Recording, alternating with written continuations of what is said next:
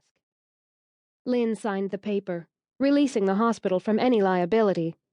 Since she had no health insurance and refused public assistance, she could afford to stay in the hospital only for 24 hours.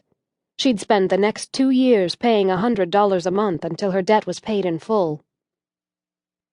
The woman behind the desk reached into a drawer and pulled out a thick envelope. "Here, take these. You might find them useful." Lin took the envelope, peered inside. Coupons for diapers, formula, baby lotion, and anything else one might need. She gave her a wan smile. "Thank you." "You're welcome." Throughout her pregnancy, she had visited the local dollar store once a month. She'd purchased generic brands of baby items that were on the list of layette necessities she'd read about in the baby book given to her by her obstetrician. Lin didn't have extra money to spend on a homecoming outfit for the baby, so she'd gone to Goodwill and found a second-hand pale blue sweater set. She'd carefully hand-washed it in Dreft detergent. Subsequently, it had looked good as new. Someday, she swore to herself, her son wouldn't have to wear second-hand clothes. The orderly wheeled her back to her room, where she dressed in the maternity clothes she'd worn when admitted to the hospital the day before. She ran her hand across her flat stomach. Now she would be able to wear the uniform Jack required, thus saving wear and tear on her few meager outfits.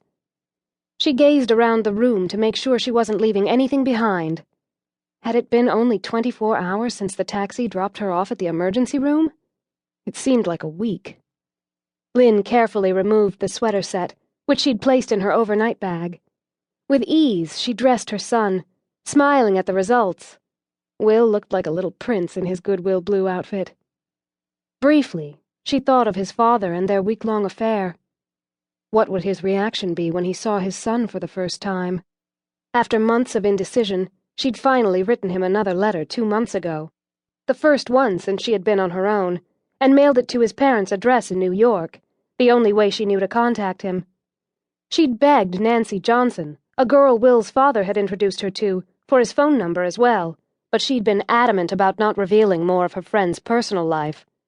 She'd told Lin that if Nicholas wanted her to have his phone number, he would have given it to her.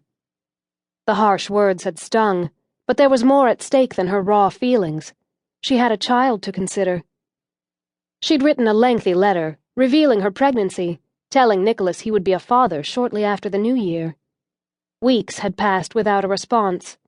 Then, just last week, she'd trudged to the mailbox, only to find the letter she'd sent unopened, marked Return to Sender. What's one more rejection? She'd asked herself.